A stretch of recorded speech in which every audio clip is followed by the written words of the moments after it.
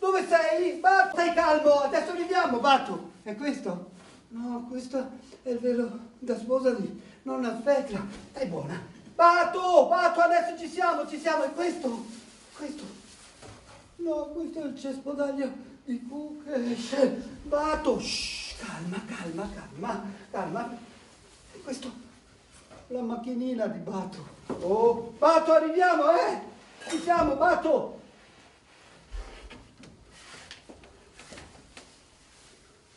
Questa è fatta Mariana. Buono. Batto!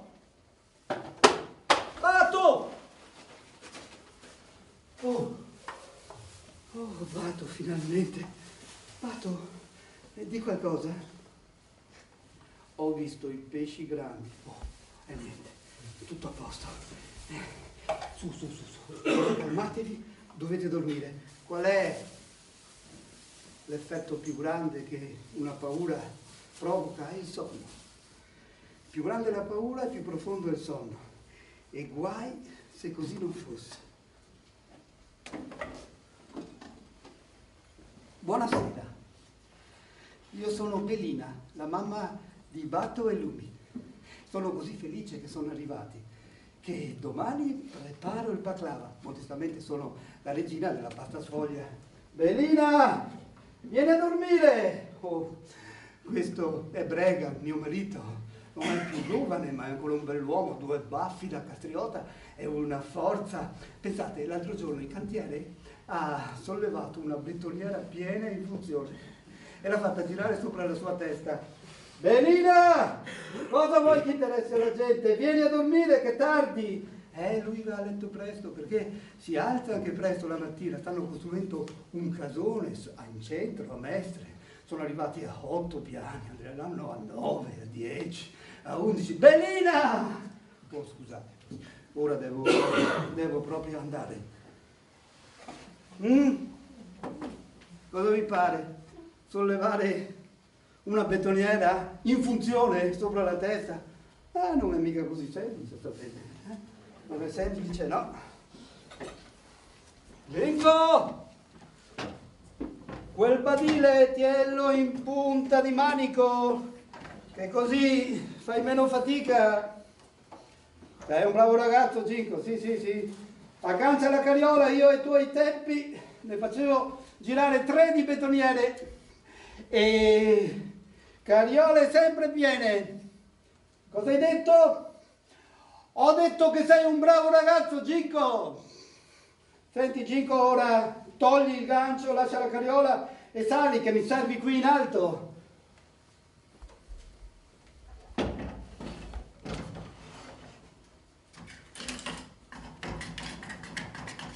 Oh, sei già qui? Ma da dove sei salito? Oh, io vengo da Kavrat. Diamo il buongiorno. Vedi là in fondo? Quelle sono tutte ciminiere. Una volta le chiamavano sirene perché a una certa ora del giorno facevano così grande la città. Pensati, con una delle nostre macchinine non bastano 3 giorni per girarla tutta.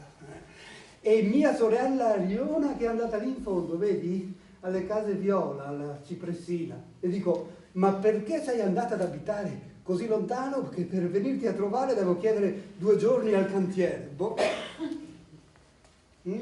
Dove guardi? Ah, sì, quello è il centro, sì. Il centro commerciale, Oceano. 360.000 bocche da sfamare ogni giorno. Tu vai, carichi un carrello che vale 5 carriole, paghi e vai dove ti pare dopo, no? Vedo un treno uscire dalla stazione. Ah, quello è il regionale delle 12 per Trieste e l'orologio della stazione mi dice sacco vuoto non sta in piedi. Oh, arriva Lumi! Oh, Lumi oggi porta tashke papa. Come lo prepara lei? Con l'olio e l'aglio di Kukesh. Che meraviglia! Siamo qua in alto, Lumi!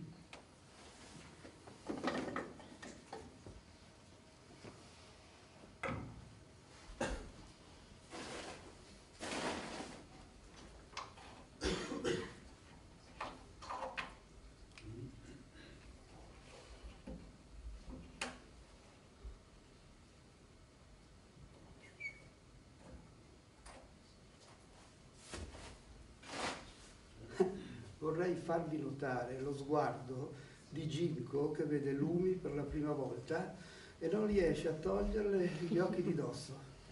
È un particolare importante per la nostra storia. Beh, e cosa fai lì imbambolato?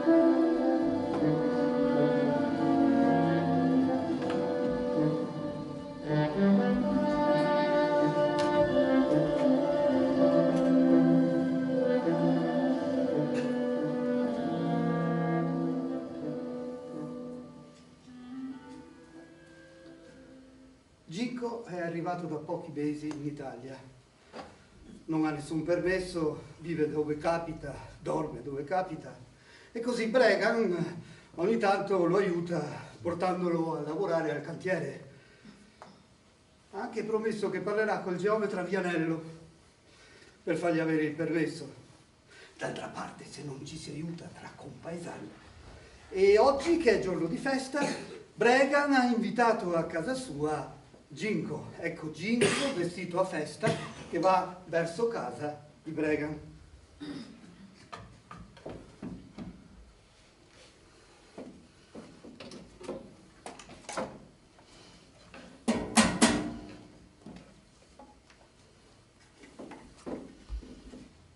Capo Bregan? Capo Bregan? Capo Bregan? Oh! Ginko! Ella! Come siamo profumati! Belina spalanca le finestre! Ma là, che scherzo! Ecco, Capo Bregan, niente capo oggi. Oggi è festa, oggi mi chiamo solo Bregan. Vieni, andiamo. Ecco Bregan, cosa c'è? Noi a Caprat diciamo prima di sederti vuota le tasche.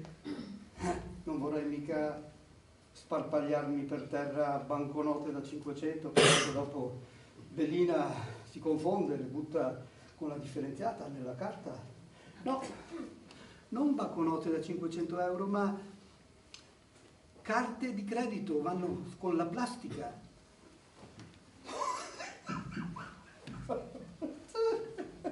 Simpatico. Vieni, vieni. Vieni, vieni. Ecco, Bregan. Cosa c'è? Ecco, io ho messo da parte 100 euro e ho pensato che quando ne avrò 1000 vorrò mettermi a lavorare in proprio e poi sposarmi. È la cosa più bella che tu possa pensare. E qual è la sposa fortunata? Io voglio chiederti in sposa tua figlia Lumi.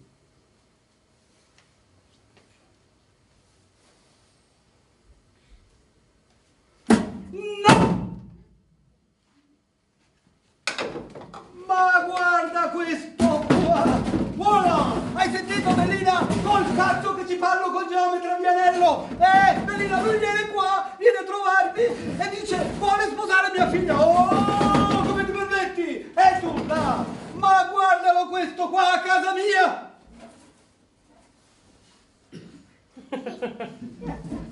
Bellina, hai sentito? Via, sparire! Bum, bum, bum, bum, bum, bum, bum, bum.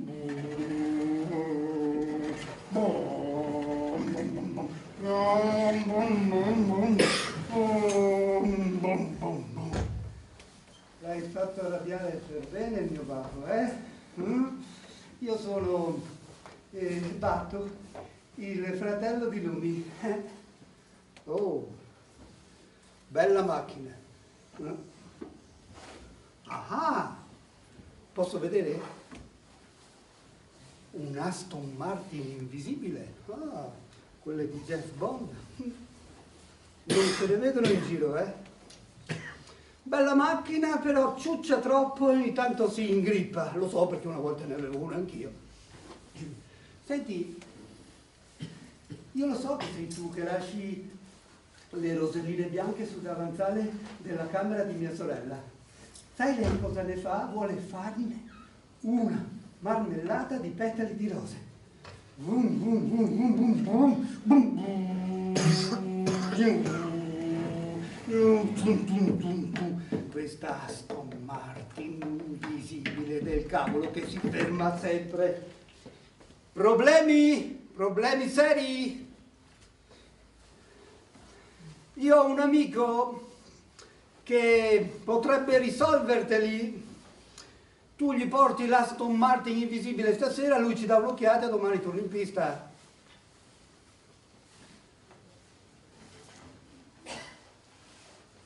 Ma dici così? Sì, e senti, e tua sorella esce mai da sola? Ma cosa vuoi che sappia io dove va mia sorella? E tu in cambio, se te lo dico, cosa mi dai?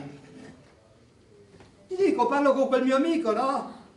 E allora, ma io non lo so dove va, cosa fa, con chi sta mia sorella. Sono piccolo, sai, loro non mi ascoltano, non vogliono neanche che esca assieme a lei ogni pomeriggio quando va da sola alle 5 al supermercato. E allora ci parli con quel tuo amico? Sta parlando di me? Vasilak, il mago dei motori. E d'altra parte, cosa si fa tra compaesani? Bisogna aiutarsi, ad esempio questa rosellina bianca è della ditta Villa Fiorita. Beh, secondo incontro di Lumi e Ginko al pomeriggio al supermercato alle 5.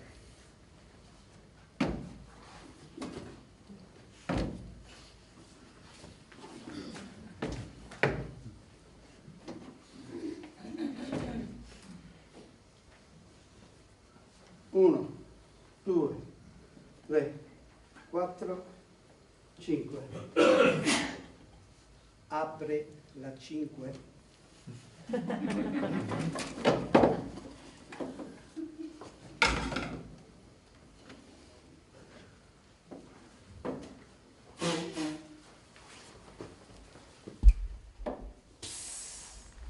Lumi!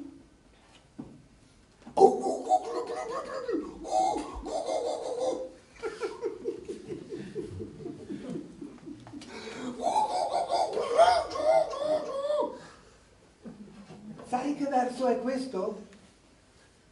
Il verso del panda gigante? Esatto. Ma io sono Ginko e non sono un panda gigante. E io sono Lumi e non sono un moccio di leda. La sai questa? Dammi l'acqua, diceva il secchio alla fontana. Piena fino all'orlo. Se l'orlo della gonna prende fuoco, dicevano i nostri vecchi, acqua secchia, secchia, secchia. Ma allora sei di Kavrak, sono di Kukesh. E quante a filastrocche e indovinelli non ci batte nessuno. Oh, lo sai che in Canada un tagliaboschi è resistito per 5 giorni con una mangusta viva dentro il pantalone? E tu lo sai che in Norvegia i pescatori per tenere il merluzzo buono buono lo mettono nel ghiaccio? Voglio farvi sentire il rumore di un treno merci innamorato.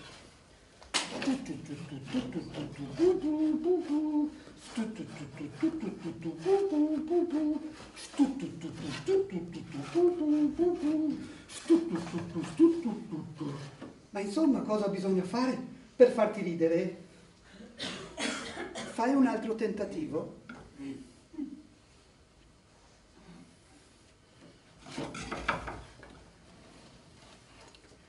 Lo sai che a Merano hanno costruito un Canederli di 4 tonnellate e dopo se lo sono mangiati tutti la sera in piazza?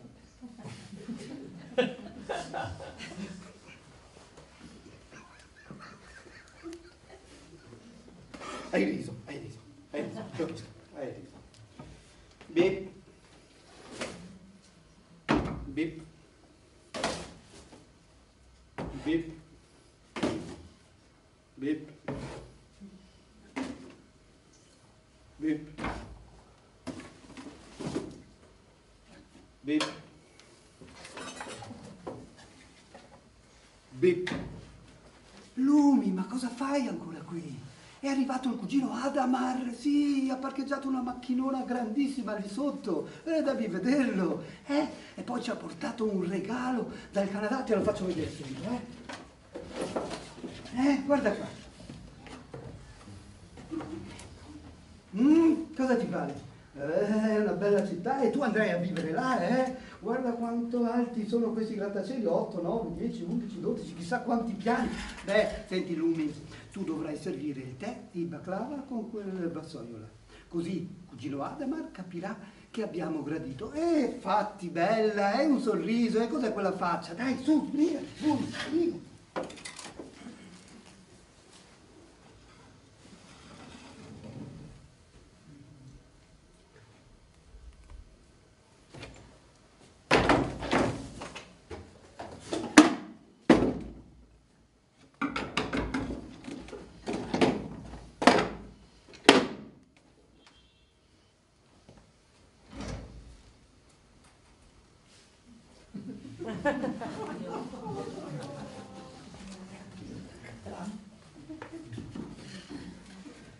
Cugino Adamar, mi venga un colpo, mi mangi il cavolo, ti vedo proprio in forma, sai? È passato tanto tempo dall'ultima volta che hai visto Lumi, magari neanche camminava, ti vedo proprio in forma, sai, cugino Adamar. Oh, cosa aspettate a portare in tavola il baklava, il tè? Dovrai abituarti, cugino Adamar.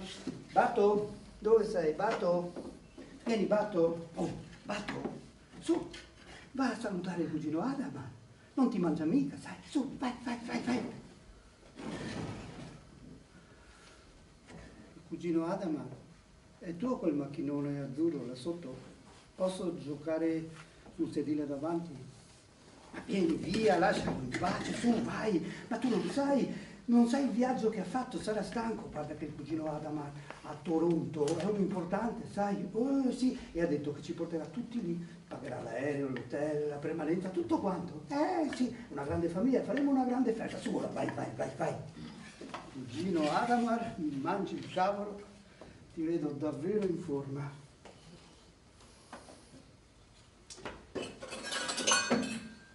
Avanti, esci di lì.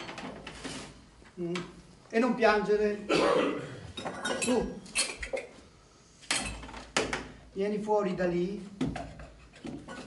Qui ci va questo.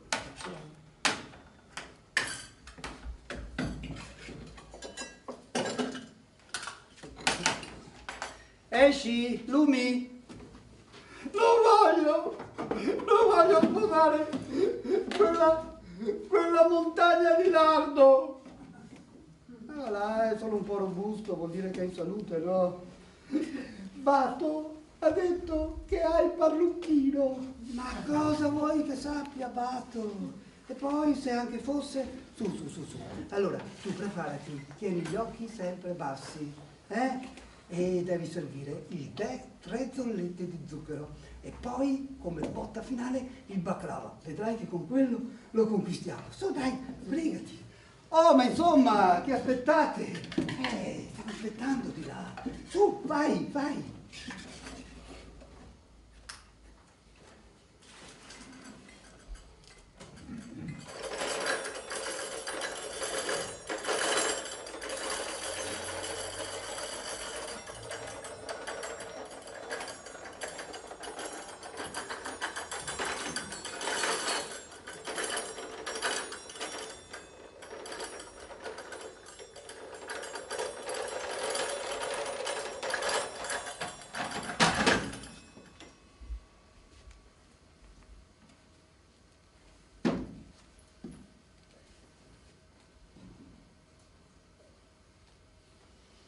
Ciao, cugina.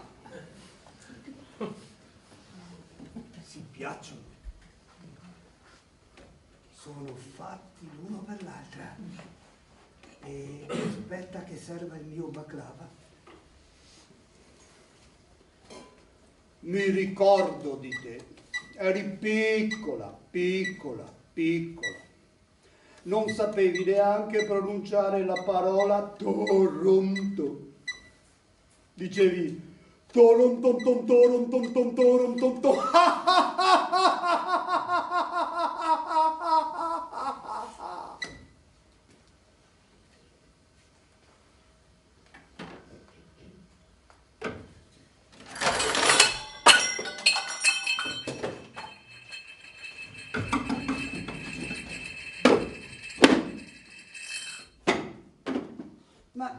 Ma Lumi, il mio baklava! Lumi! Oh. Cugino Adama, hai fatto colpo. Faremo i documenti entro un mese, poi si farà una gran festa e verremo tutti a trovarvi. Bellina, che aspetti? Porta in tavola la grappa e crepi l'avarizia! E così, alle 2 di notte, Adamar saluta il cugino Bregan per andare alla macchina.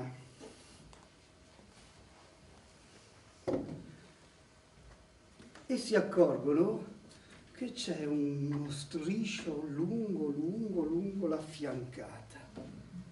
Chi è stato quel morto di fame? Vieni fuori, lurido, perché io so chi è stato. Qui nel condominio tutti gli Oxa sono rispettati. Vieni fuori da là che io ti rispedisco tra le capre su quella montagna là di là dal mare. Vieni fuori, disgraziato! Clandestino! Scusa, cugino Adama, teppisti. Non siamo come in Canada. Senti, cugino, saluta tutti, anche la zia, tutti quanti. E tra un mese faremo una gran festa, sì, è stato bellissimo, sì, sono molto soddisfatto. Senti, cugino, fai un buon viaggio e salutami tutti quanti. E vola bene fino a Toronto.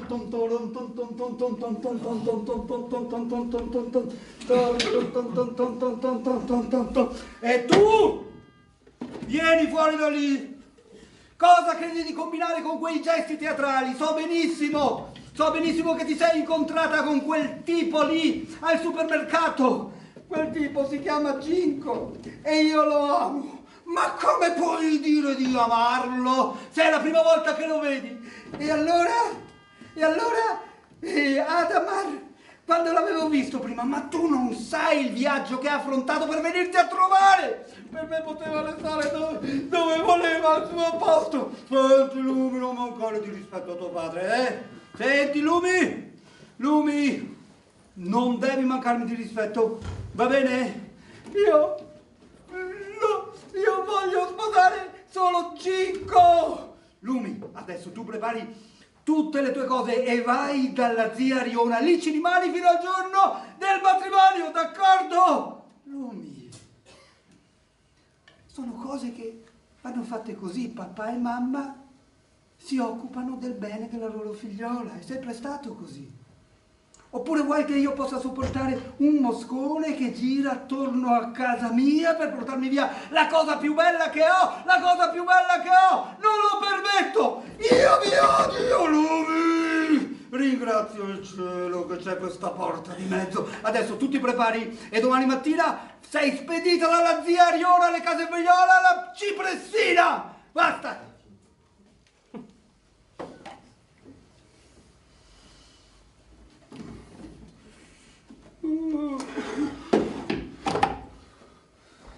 Fata Mariana, dove sei, Fata Mariana? Fata Mariana, Fata Mariana. Lumi, cosa stai facendo? Non trovo più la Fata Mariana. Oh, l'ho messa a lavare. Era così lercia, sporca, adesso è lì che si asciuga. Oh no, si è bagnata, adesso non mi risponde più.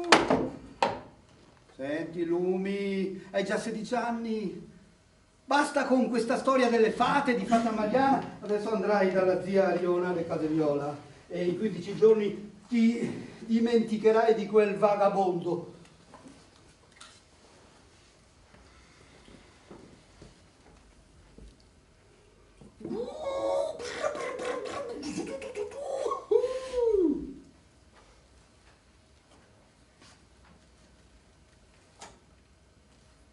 Lumi, sono il panda gigante.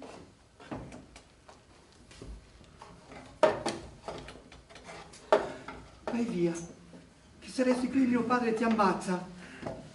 Ma noi panda non possiamo essere ammazzati, siamo specie protetta. Non c'è niente da ridere, com'è vero che io sono per davvero un mocio vileda. Vedo nuvoloni neri come parrucche sopra di me che mi rappiscono, con l'orco che mi porta lontano, lontano, e io vado a finire lontano alle case Viola.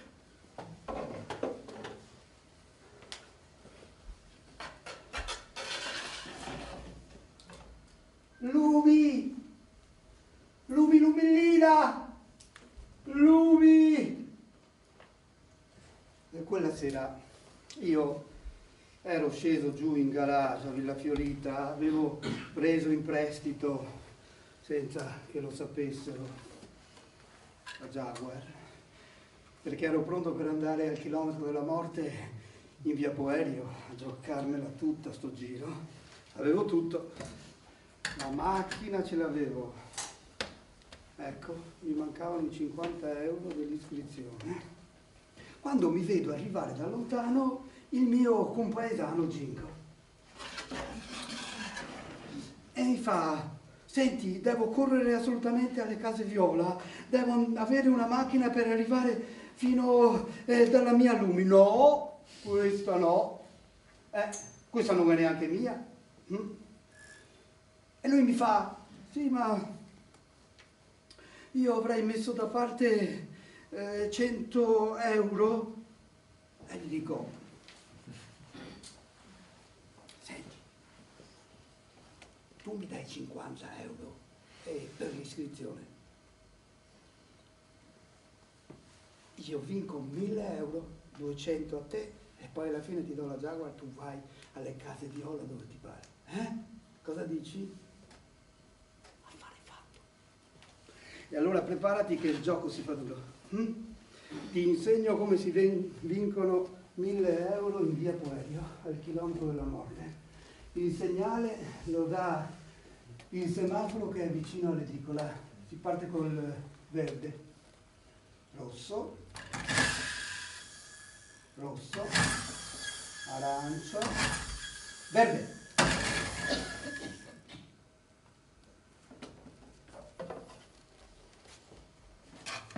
Ma cosa è successo qua? Guarda, si è fuso tutto. Sei ingrippata qua, devo far presto ad aggiustarla prima che si accorgano che me l'hanno prestata. Beh, cosa c'è da guardare? Addio gita alla Cipressina, cosa sarà mai? Hai perso 50 euro, d'accordo, va bene. Però carburatore ancora buono, eh? Sì, è buono, sì. E lui mi dice, io veramente avrei una automobile, ma non funziona. Gli dico, fa vedere. Oh, un Aston Martin invisibile. Non se ne vedono in giro. Beh, guarda che questa è buona, sai, ci manca solo il carburatore. Glielo mettiamo e tu con questa vai dove ti pare. E lui mi dice, ma 50 euro bastano per un Aston Martin per arrivare fino alla Cipressina? Gli dico, 50 euro, Aston Martin invisibile, arrivi anche in Africa. Lui parte ed ecco Ginko che va alla Cipressina dalla sua Lumi. Vum, vum, vum.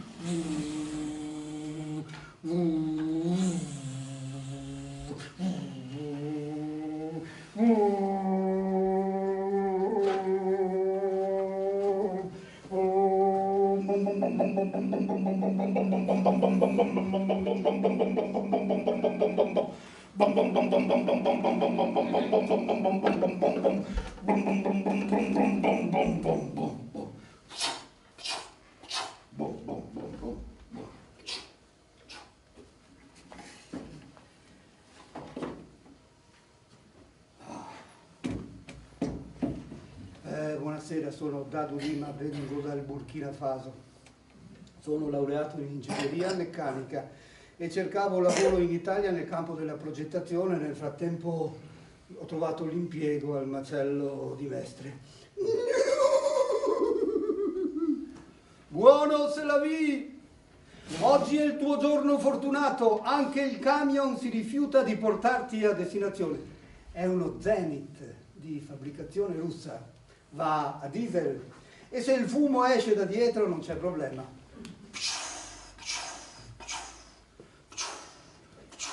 Non c'è problema. Se il fumo esce dal cofano allora sono guai seri. Ai ai ai ai ai ai. Vediamo.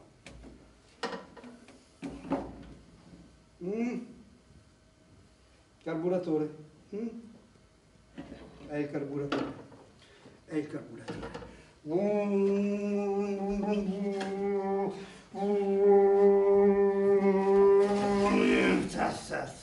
Questa Aston Martin del cavolo che si è ciucciato tutto, altro che Africa, altro che Africa. Buonasera, serve aiuto? Io mi chiamo Dadu Lima e vengo dal Burkina Faso. Oh! Bella macchina, Aston Martin, non se ne vedono in giro, eh? Anche il carburatore posso vedere?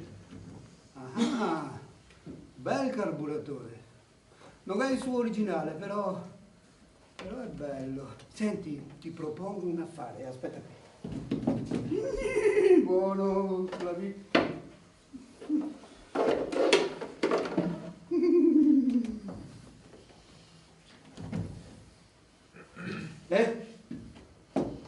Senti amico, se tu mi dai quel carburatore, io in cambio ti do se la vita.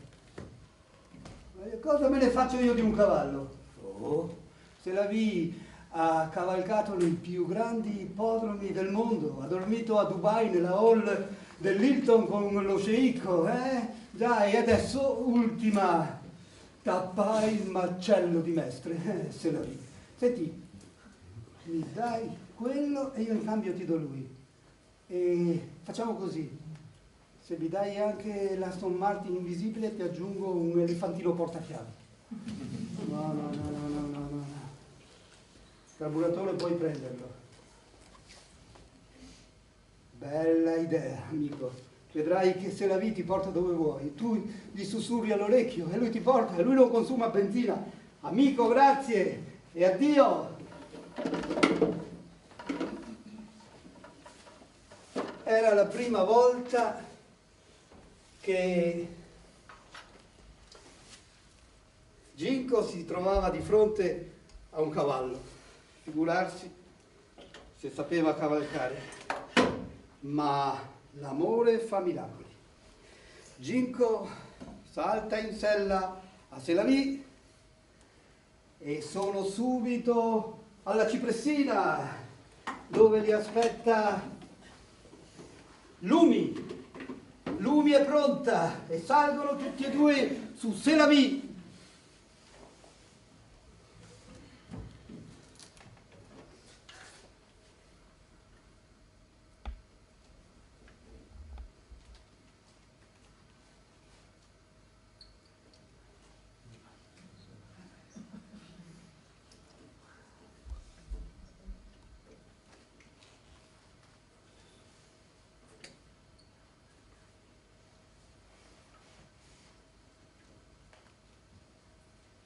Ed ecco Lumi e Ginko in volo sopra la città.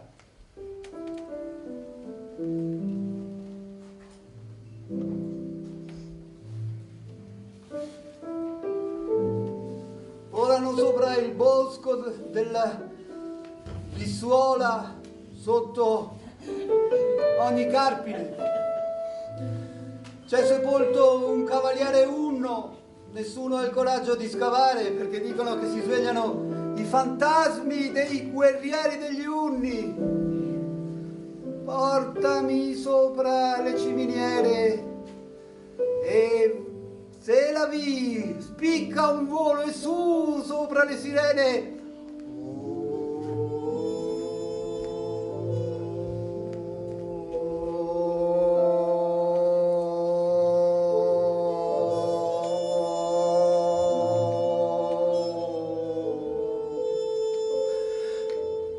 Voglio andare in centro, sopra il mercato. Colpo d'ala e giù sopra il mercato, passano sopra la gente, poi su, sulla torre della campana e con lo zoccolo sulla campana, dong!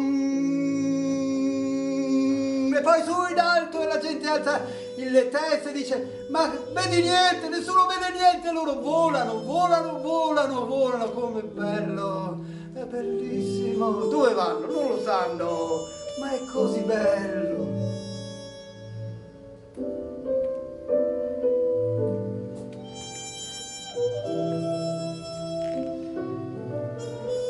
Li hanno fermati davanti alla stazione di Mestre.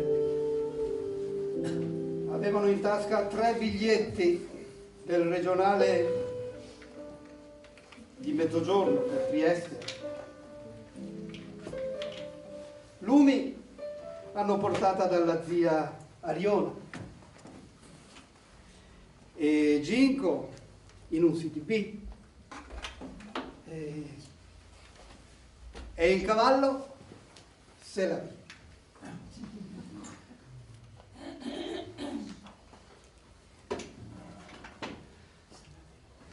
Lumi ha inghiottito una scatola intera di Valium. L'hanno portata all'ospedale all'Angelo, al pronto soccorso e poi l'hanno salvata e adesso è a casa di zia Ariona in convalescenza, bianca come il velo da sposa di sua nonna Svetla. Scusate, vi rubo solo 2 minuti, devo fare una telefonata, poi vi lascio alla vostra storia. Io sono Ariona, è la zia di Lumi, scusate. Tutto.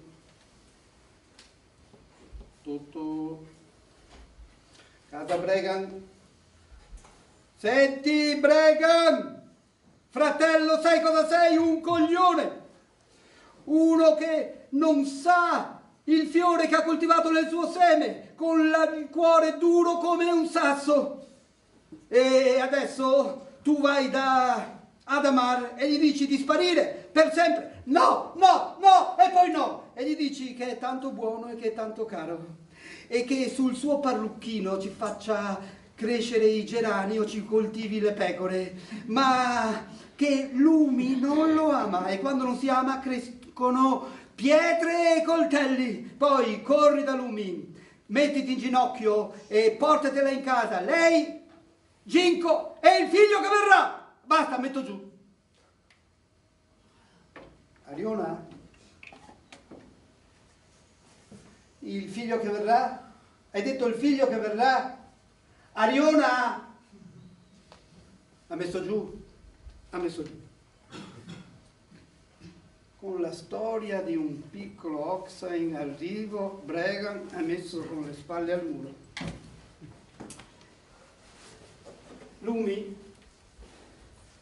ha la pancia sempre più grande. Si è portato in casa Ginko. Ha parlato con il geometra Vianello e adesso tutte le mattine escono insieme per andare al lavoro. Poi hanno fatto un matrimonio, sì, ma niente invitati, solo la famiglia e poco baklava, niente lupumi. Poi c'era anche la zia Ariona. Ecco, questo è il posto dove dovevo esserci io, ma è vuoto. No? Purtroppo quella sera non mi sono fatto vivo. Ho pensato tutto il giorno cosa potevo regalare agli sposi e poi mi sono deciso, ho detto, prendo una busta, ci metto 1.000 euro e loro scelgono quello che vogliono.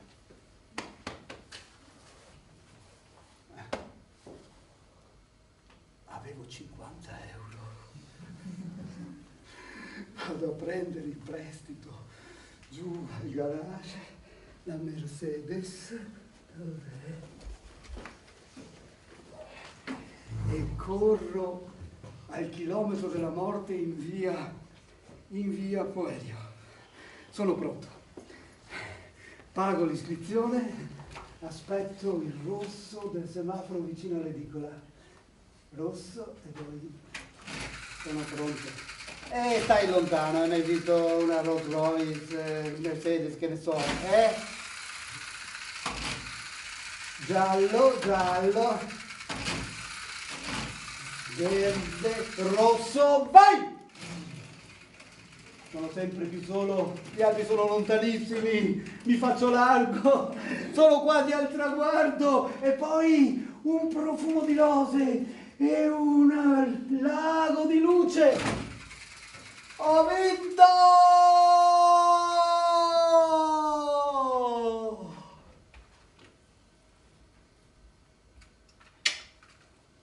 Oh, guarda, mi hanno dato anche la corona.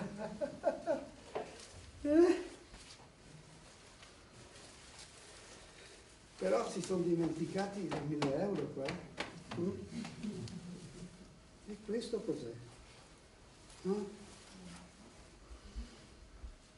All'indimenticabile compaesano Vassillac da Ginko Lumi e il piccolo Vassillac. Che cari, hanno messo il mio onore al loro primo nato.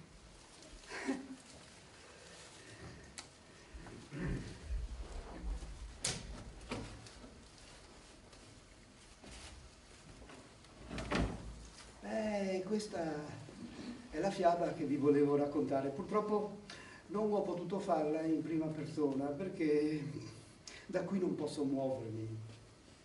Ho un sacco di cose da fare, devo controllare ogni mattina il giardino delle rose, poi i balconi, poi le tende, aprire, chiudere. E se qualcuno proprio vuole venire a trovarmi, beh, deve venire lui da me. Oh, Ginko, siete tutti qua, siete venuti a trovarmi, ma bravi, sì, no, va bene, sto bene, sì, un sacco di cose da fare qui, bravi, sì. Oh, senti, guarda che l'idea del finto matrimonio c'è sempre, Tu vieni qui un lunedì, che è giorno di chiusura, sì. E lei vestita da sposa, tu con lo smoking, tu qui, va bene, E poi ti farò la foto del labirinto delle rose e poi berrai la scarpina di lei sotto il bersò. Clic, clic. E per il viaggio di nozze ho pensato, sempre sebato e d'accordo, che potremmo dar a voi l'Aston Martin invisibile, no? E poi faremo il servizio fotografico. Lo manderemo a tuo padre e quando lui lo vedrà ballerà per 4 giorni e 4 notti in vostro onore. O dolce montagna del Korab, che fai danzare il cuore del poeta ubriaco, cantano le chiome delle querce e volano stormi di usignoli. I tacchi segnano la terra con la polvere d'oro di quei voli.